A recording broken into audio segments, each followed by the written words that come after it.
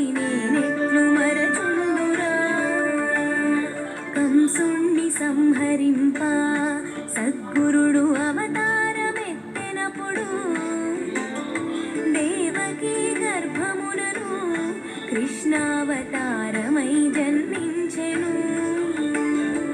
7 రాత్రులు చేరిచి ఒక రాత్రి ఏకరాత్రిగా చేసెను.